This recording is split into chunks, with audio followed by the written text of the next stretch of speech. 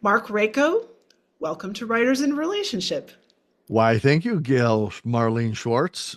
She, It's her. it's Good to see you. this is a really, really, really, really fun one for me. Oh, And I'm going to start with the question I always start with, which is just tell our listeners a little bit about our connection, and from your point of view, that the story of that, because well, I'm there's going to be so bold as to say that anyone else that you may have interviewed or had recorded conversations with, there is a strong chance that we may go back further than maybe any of the others. Maybe that's not true, but further than also than maybe they've been even been on the planet. that may be. We've been together for years. We've been together. We've known each other for about 50 years. We were in grade school together, and it's funny because we travel in the same pack of friends, kind of. But I wouldn't say that you and I were. We might have chatted in the lunchroom, but I wouldn't say we were fast and furious best of friends. Yeah, right. But we knew each other. Were friendly enough. Probably shared classes together. Traveled through all of school, and then I don't actually remember if I saw you at the. I'm probably boring everybody listening to this, but No, uh, no, I, I I I don't know if I saw you at what I think may. I'm not sure which I only went to one high school reunion. no. You didn't go to any of them? Okay, so then I didn't didn't I actually don't look fondly back on high school. I don't really have touch with anyone from high school except maybe you now, except one friend. I won't name her here, but me and that person were not really friendly in high school, but we hit it off at we met through a mutual friend and then hit it off at that one reunion I was at, and now we are she's one of my closest friends. And That's it's funny funny. because It's like you because re-met as adults at the reunion. you and I, no, not you and Oh, I, you and me the and other that, person, you kind yeah, of re-met and we met connected. and we kind of hit it off and have become, very, very close friends for what now is well more than 20, 25 years. And so my point is, much like a story, see, here's the tie-in. Much like a story isn't always how it begins is the way that it ends. The journey that you've been on leads to where you end up. And the person you have developed into and the adventures you've had and who I've been and become as a person have led us to this moment here, which is the beginning of whatever follows, I love it. I love it. I right? love it. Yeah, fantastic. Tell us a little bit about where you are, your relationship with your setting, whatever that Oh, may thank you. Well, I'm in my living room, which doubles as my office. I work from home. I work for a media content agency remotely that produces um, videos and podcasts for business remotely.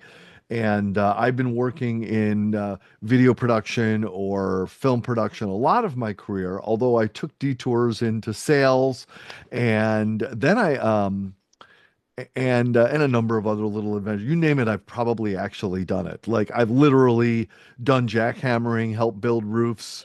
I've been a Doyle security guard. You name it, I've done it here and there. But portrait photographer professionally. But most of my life, I've either been a media producer, I've been um, a- a- in insurance and investment sales for a while, which helped me understand how to tell a story, how to sell something intangible, something you can't touch, look at, or feel at, and will never benefit you, like, say, life insurance.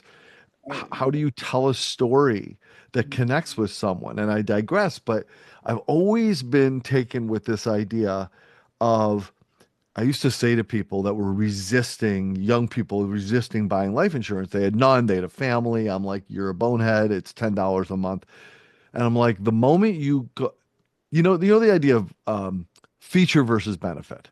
Do Yes. I Yeah. Am I selling the seatbelt or am I selling the fact that your kids won't die when the other teenager crosses the yellow line while looking at their phone and takes out your kids? The seatbelts are not what you're selling. You're selling your kids staying alive, right? Okay. That's Same with like life insurance. Like you go, and this is about storytelling, right? You go through, am I selling the fact that, well, what if you die at 27 and your wife and kids are left alone? Versus as you are going through that windshield, what thought do you want going through your head? What story are you going to play? The story that, well, at least I know they will still have an okay life and be okay. Or, uh-oh, holy crap, what did I do? Mm. Which story are you unfolding? So anyway, and then the other thing that I did is reinvent my own story. So at about 40 years old, not on a whim, by the way, I had actually, when I was 30, I was divorced after a brief marriage, and my mother said, "You need to do something just for you. Recapture who you are." I don't know. You used to like to act. Did like school plays and stuff, she said, go audition for a play or something. I said, okay. So I went and I did literally the first one I found. And for, it was one of the best ones. You and I are both from Rochester, New York originally, and it was one of the best theaters in Rochester at the time. And lo and behold, I got a beautiful part in a really amazing play. And I never stopped after that. And I became one of the most probably recognized faces in Rochester theater for probably about 10 years and did a lot of films and commercials and did stuff for Kodak and just all sorts of stuff, right? And so they got to the point beyond Rochester, New York City, LA. I was having enough of an acting career and feedback that I thought, I'm single, I don't have any kids. Why not try and go that next level? So I left my career. I sold my house and I moved to New York City to be an actor. And, I had a lot of success, arguably. I've been on TV and I've done films and I've even done some theater and professionally in New York. I was in an off-Broadway show for 9 months. I've been on shows like Law and Order, SVU, and Blue Bloods and, stuff like that. But very, very, very, very, very tiny percentage of people that are good at what they do and try hard and have a good amount of success make a living as an actor. And so eventually I had to find other work, and it led me kind of coming back um, to telling stories. Mm. So I was telling stories as an actor, but I was telling other people's stories, and I started to tell my own stories. And where it started was. Um, and sorry for the biography here, but I think it relates. Um, One day I said, it was when podcasting was very new. And I said, here's something I have no business doing, a podcast. I did a little radio in college and I'm like, I could do that. I'm going to try to do that. And so I did this one show. It was called Monkey Radio with Marc. It was kind of emulating a morning zoo radio show. And I did like 110 episodes, and I talked to a lot of famous people. I did some bucket list interviews. I had a pretty good amount of success as a podcaster at the beginning, to be honest with you. But I learned how to do it a little bit. And as a result of that, someone asked me to produce their show, which resulted in one of the most, a show that was so popular and powerful within its industry that it led to me and my colleagues visiting with congressional leaders in the Capitol, advising them on this industry because we were such a lens into it through our interviews, right? And then from that, we built a much larger company, a media podcast network, production company, and network. And then that led me to lead audio for major companies like Linktree, and then eventually produce a number of other podcasts. I've probably produced like more than 40 podcasts. I've hosted hundreds and hundreds and hundreds of episodes of a variety of different kinds of podcasts, including another comedy podcast called Funny People Talking, which has been recognized with a number of awards and nominations, and just had amazing opportunities to meet people. But the reason I'm going through all this is I'm saying that every one of these things has given me an opportunity. Every one of these pieces of my creative career has allowed me to tell stories or write content. Mm. So, like every one of these podcasts, I would write an intro to for the host or myself to say.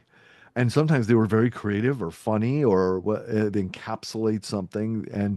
And I was trying, and even when I was editing the most boring, Gail, the most boring business discussion about the pivot this one retail company did, and 98% of the people in the world would go, you know, I was still thinking about the arc of that interview in that episode in terms of telling a story, creating an emotional impact and a feel. What is the arc of what we are creating? How do you say even, um, imagine this could happen? Well, it did happen to this person. It started here and it goes there. I still think the best first question to ask somebody isn't, forgive me, but tell me about yourself with all due respect. It's, for example, I see you went to law school, but now you're running a pretzel company in malls. Tell me about the moment you made the decision to go from law school to selling pretzels. That moment, that emotional turn, which is quite frankly, that conflict or that turn is the essence of any great story, I think. It's Mhm. what we try to build, I think, is what's interesting about almost anything, Mm. even the most boring retail business interview. I Mm. want to know there's a problem, there's a solution. Where's the moment you figured out the solution? Mm. And why does that work? And why does it matter? And how does it change the world? Mm. So, um, and then recently in this room, started with you asking about my setting. I record podcasts here. I produce things in here. My wife works over there on her nonprofit, helping kids and seniors and veterans have access to performing arts education. And Are I you in try the to same, apply are you my in the skills. same room, or is it separated by? There's we have a second room, bedroom, honestly, where she's got a little area set up with her keyboard and her computer and her musical keyboard and her computer and her webcam, and she does a lot of business. Sometimes she's just operating the couch, overhearing the stuff I'm doing, so she kind of has a good idea without me telling her what's going on. Is she there? Yeah. Is she She's there not right here right now. No, she's off teaching right now. But but my cat might wander in, which is Ah, a little yes. meowing issue sometimes. And Uh, what's your cat's name? Chester. She's a girl cat, but she's about 14. But my wife Heather found her, or rather, the cat found her on the street. And funny, quick story. Um, I did not want additional cats at the time. We had one other older cat. I did not want additional cats because it's a responsibility of hard to go away, without having someone watch them or taking care of the feeding or whatever it is, right? And she would always be on the street going, "Get the kitties for adoption. I want them." And I'm like, "No, absolutely not. We are a team. You can't just do it." Blah, blah, blah. And one day, the doorbell rang of our apartment. I opened up, and there she is holding this thin, disheveled, dirty cat with a look on her face like, "Don't kill me." I was so upset, and I've never done this in a relationship. I left. I mean, just for like a few minutes, like I had to leave and collect myself. I was so upset, like the violation of our understanding. We're not talking about this an hour. This could be the next decade of our life with this damn thing you pulled off the street. Oh, the cat was so sick, Oh, and we tried to get the cat adopted. Long story short, the cat lived in our bathroom for a year because it had to be my God. quarantined from our other cat due to this illness it had. And then one day the illness went completely away. All the blood tests were clean, and so we were able to let the Chester emerge. And Chester is this miracle cat who there are so many things about her that the veterinarian says you shouldn't exist about the cat. One pupil's bigger than the other. She doesn't understand signals, but despite all the things, she's so healthy and active and done it. And how could she be alive? And blah blah. Oh, there's a cat. And what's your cat's name? Miss Brisket. Miss Brisket. I love it. So anyway, but Chester is because she said my wife said she told me her name is Chester. So whether you believe that stuff or not, that was what she became. And so she actually has her own social media account, not with massive following, called Chester does? At Chester is a girl cat. So, That's cool. um, Does she have it? um, Is it Instagram that she has? Or Instagram, yeah. So, anytime we have a cool picture of her, it's always told in her voice. of You know, course. Chester's net. We're always telling her, would you update your resume, please, and go get a job? You're just not doing. She's the worst mouser in the world. Anyway, I'm sorry, I'm taking up all your interview talking No, about my no, that's you're talking about relationships. That's what this is exactly. So about. this is the space where all that happens, Yeah. and this is the space I write. I write if it's a short story, I'm working on a screenplay. Not to get ahead of ourselves. Write scripts when I have to. Write articles that I've written. It all happens in this incredibly inspiring spot that is often disturbed by the noise of the New York City street outside. Oh, so yeah, you're still in New York City. Okay. I've been in Manhattan for about 18 years. Wow. Tell me a little bit about your relationship with writing. I'd be very curious to hear how that fits into your life, especially you're not necessarily a fiction writer, but you wrote essays and articles and business articles Mhm. and podcast. I mean, there's a lot of I, writing in your world. I would say I am a fiction writer, but I don't know that most of the pieces I've written Got it. I mean I would say I'm not a fiction writer, but I Right. would It's say not maybe not primarily. and I would say arguably most people don't think of me as a writer. Like that's not the first thing they think about. Um, but I have written multiple TV pilots. I have written plays. I've written. I'm working on a, like I said, a full length screenplay I've been working on for last year. I started a novel about 25 years ago. Got about 3 chapters in, and I still think it was a good idea, but I gave up just because at the time I didn't have the creative discipline to stick with it and map it out. I kind of ran into a dead end and I didn't have the tools at the time. And then it just became a thing of the past. And I've never had the desire to unearth it. But my point is, it was in me, the great American Tom Clancy novel or whatever, right? And then, and then, but most of the stuff I've written has been articles aimed for business or I wrote, as I mentioned to you previously, a series of articles about the nature and impact of hope. Because I was at the time partnered up with an incredible photographer and someone with some real vision named Sarah Takako Skinner, known professionally as Takako. She's an incredible photographer who has an incredible story I won't get into here, but it had led her to explore the nature of hope through the camera lens in a very unique way. She would give cameras, these cheap cameras, to people facing adversity and ask them to try to capture what they thought hope looked like. And then Sarah would capture pictures of them through her own vision of who this person was. And then those two things would come in connection with each other. And that was the project. It was called the Hope Is Project, or is. Maybe she's still doing it. I don't know.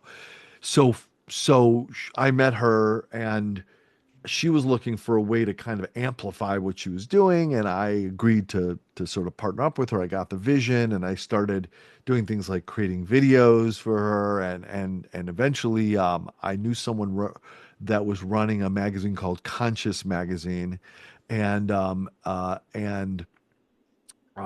pitched the idea of writing a series of articles about what we were seeing, and they loved it. So I wrote, I think it was maybe 4 or 5 articles uh, that connected to the different stories that we had encountered along the way that were just incredible.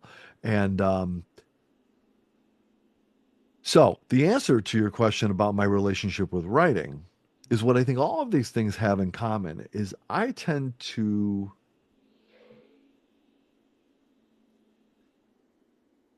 write with my own personality. I tend to write as if I were talking. Mm. So I think that would be my quote style. But um it may help me write dialogue more naturally, maybe. Um but I think So I was thinking about this today, funny enough. And I don't want to sound like I have this um, great philosophical take on this that all people should listen to. And it probably doesn't go for writing and literature overall because, for how many decades, hundreds of years, millennia, whatever it is, people have been writing stories. I'm not suddenly going to have a take on it that's turning on a dime and changing. But I do think, given the very rapid changes in our world because of social media and the internet and the way that the rapidity of storytelling or the short form storytelling that we've started to understand, and our impatience in storytelling, our abandonment of a story if we don't have instant uh, connection with it. um, has I noticed that when people that have success in social media are often speaking in a very almost extemporaneous way. They are having a relationship with the viewer or the listener. They are not speaking at them, they are speaking with them. And, I'll relate it when I talk to new hosts of podcasts, particularly business podcasts. I'll say this, and I think it's relevant. I say, don't think about that you're hosting a show. Don't be a host. Imagine you and your guest are sitting in a corner of a nice coffee shop. You've got your coffee or your tea in front of you, and you fall into this beautiful conversation that you come away with and go, my God, that was so amazing. I wish we were able to share that with people. They would get so much out of it. And I show up and I go, haha, I secretly recorded you. Here's the recording. Now you can share it with the world. How powerful would that be for you? I say, because you're just being you. So don't talk to an audience of thousands. Talk to some woman named Molly that's jogging and listening to you through her headphones and you're talking just to her. When people see that, think about that, it changes the way they even think about what they want to say and how they want to say it. So similarly, I'm thinking when I'm writing that that person is in the room with me, that I'm talking to them, even if it's not first person, but I'm delivering it in a way that's how I would talk. When you talk, no one talks in a perfect manner, comma, and with perfect grammar at every moment. If you do, it sounds rehearsed, fake. It's not right. Yeah. We stammer, we stutter. That's why comedians like Bob Newhart and other people like are so brilliant because you believe them, or Ray Romano. They're so believable because their style is the stutter. I did that on purpose just now because it sounded so natural, even though I knew what I was going to say, right? So if you can write with that approach, it's my belief that it's more in tune with the way people are taking in content now, especially younger generations. Now, I say all this as if I were tactical. It's not that at all. That's the way it naturally comes out of me. And what I'm doing is I'm not resisting that. Hmm. I'm not trying to lasso in what should be the proper way of writing. I'm just doing it the way it naturally falls out of me, which which makes its way into everything I write, no matter what the content is. Hmm. Tell us a little bit about the story that you wrote for Hodgepodge. So I So, wrote a story that ultimately I decided to title The Beast. The very moment I saw the challenge, which was here's an image to inspire you, at least loosely connect with the image. And I didn't know where I was going with the story at all. It it became what it became as it went along, and where it landed, I said, "Oh, that's where we went." Like in my head, right? Halfway through, I'm like, "Oh, wouldn't it be cool if?" mm, Right? Where's the twist? Right? Okay. But I did not write it with the intention of it being published, even though I knew that was I guess the objective of the challenge. But it wasn't about that. It was like, oh, I wonder if I can write a story based on that. I have a moment now. I'm inspired. And I think I wrote it in like an hour and all in, done. And um and to be honest with you, there weren't tremendous edits. With the editor, it was mostly like a couple grammar things or one adjustment, but mostly it stayed intact.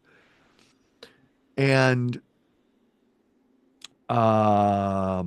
the story essentially, okay for me to Yeah, yeah, divulge this yeah. story? Yes. Am I getting ahead of publication here? Oh no, it's Uh, but essentially, I imagined um, we make such assumptions about who our character is and what's happening. We think we understand.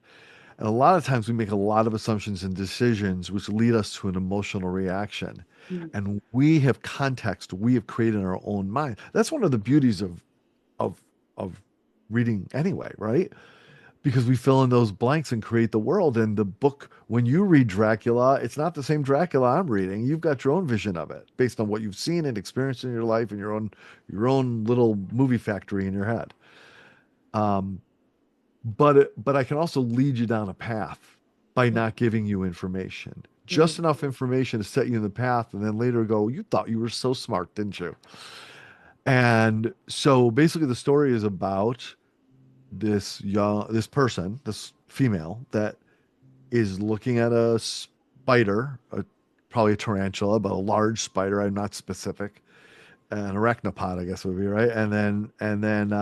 Or I think that's right. Anyway, in a specimen jar, in a kind of creepy environment, and imagining what could this be? What could the story of this be? And then her mind begins exploring every possibility, and it gets more and more amped up as she explores. What if this? What's the story behind this? What could it have been for this tarantula? What could it have been for what? Oh my God, there's more of them. What's their relationship?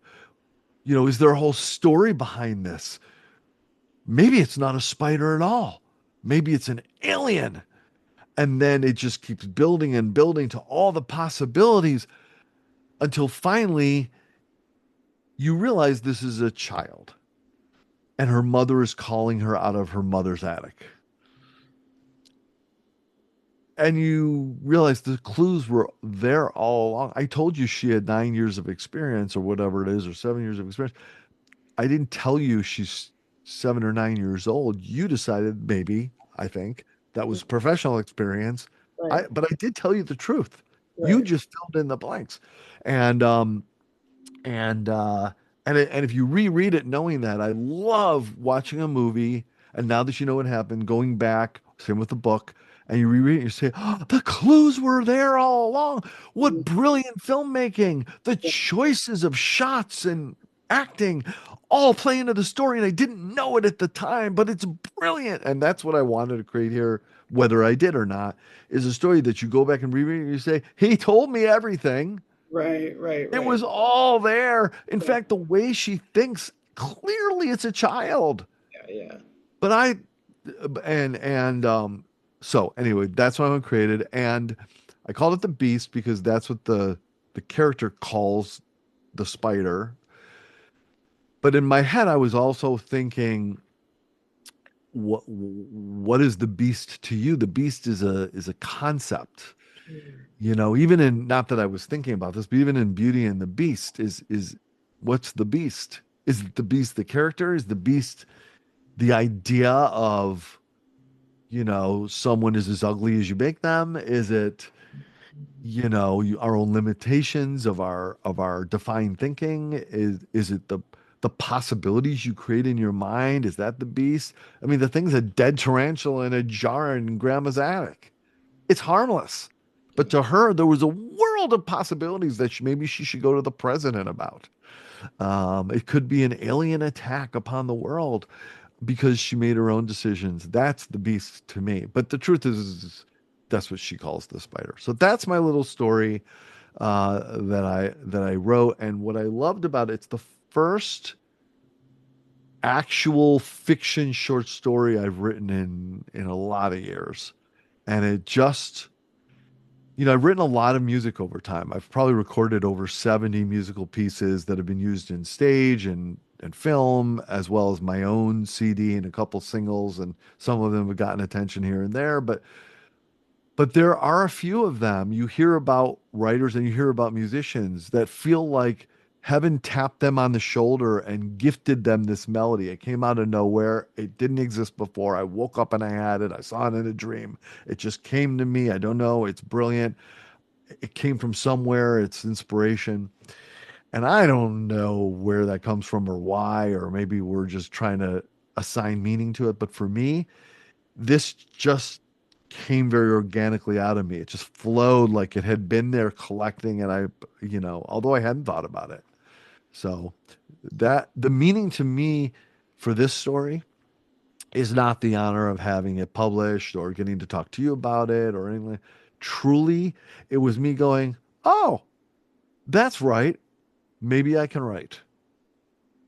For me, inside my own and my own agreement with myself that I confidence in being able to do something like that because I feel good about the story. I'm proud of it. And so that has always been a very, very good metric for myself about how proud I am of something. If 10 years later, a piece of music that I wrote and recorded, if I can still listen to it and go, I still see no problems with that. I'm really proud of that. Then I know it's good. Not all of it holds up to that. It may have been good in the moment. I listened back and I said, what was that? Thought it was good at the moment, but that thing, it's aged, but and similar, this has to me that metric. I'm like, I think I'll still be proud of this. There aren't really too many things in it at all where I look back even now and go, man, if I wouldn't mind changing that part of the story. I don't have that. Fantastic. If people want to check out more of your work, where can they look? And I'll post links. I'll post links when I. Yeah. So the answer is uh I am not really making a point of trying to call attention to my written work. I'm not hiding it. I'm just not trying to promote it at this moment. But but I think to be perfectly honest with you, you can find me on social media at Raco Marc, RACOMARC, or you can Google me. I I am findable because I've been in a lot of sort of public arenas over time, so it's not hard to find depending on what angle you want to look at me. Marc Right. Raco music, Marc Raco acting, Marc Raco writing. Fantastic. Anything else you want to leave viewers with? Yeah, thank you for asking. First of all, thank you, Gail. I hope I didn't leave. I hope I wasn't so verbose that I left you wanting topics to cover that I didn't give you a chance to do. It's very Um, organic. No, it was lovely. Thank you. Yes. And I appreciate the opportunity to reconnect with you, but also be a part of the Hodgepodge community in some way and contribute, and the chance to have my story share with others. So thank you for that. What I'll leave with your with whomever decides to take this in. Um, the greatest moments in my life and everything that have ever come out of the things I've been able to accomplish. Am I the most accomplished person in the world? No, there are more, but am I way more accomplished than other people? I could argue maybe yes. Depends on your metric. But what I have learned is what are you waiting for? Seriously, start it. You can put words on a paper and throw them away. You can start writing a song. It doesn't have to be if this isn't the top 10 hit, I screwed up. But if you don't step out the door, you go nowhere.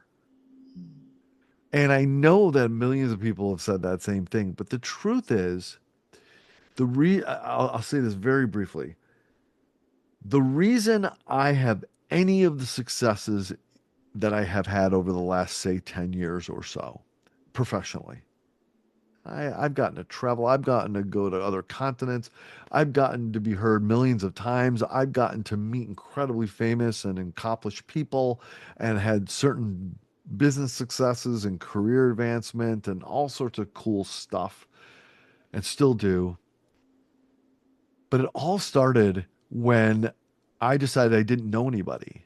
And I decided to change that. And I created a group called the Royal Association of Likely Friends, or Ralph. And all I did was ask some people I knew to come join, which was very few, come join me for a bar or something, at a bar, and invite one person they knew that they thought I would like. Not an original idea. It's networking, it's have a party, whatever. But I structured it a little bit. I said, this is what you have to do when you come. And a couple of people I met through that, and like the first two times I did it, propelled every other relationship I've professionally had since then. And if I had not met them, none of these things would have come to pass most likely. It's all been like um one river leads to a larger river leads to an ocean, but if you didn't start on that smaller river, you never would have gotten to the ocean because you wouldn't have even known there was water. And it's the same thing here. And it was all because I made a decision to take that step forward. I could have just fallen into, allowed myself to meld into the reality I had before me and lived with that wherever the current took me. But I decided, no, this is the thing I want. So I'm going to do one thing. And it's not perfect right now. It took years to reap something from that. But, you know, I shouldn't have done that first podcast, but I decided to do it and it led to a whole career. And so, similarly, anyone listening to this, I leave you with this. Please think of one thing today that, whatever it is, creative or not, that you have not allowed yourself to take that step doing, to not move forward, and make a decision. I challenge you within the next 48 hours, do just one small thing that moves you one tiny step forward. I promise you, you'll be proud of yourself, and that may end up being the most important step you've ever taken in your life. That's great. Thank you so much, Mark. It's been a pleasure. Thank you, Gail. Same here.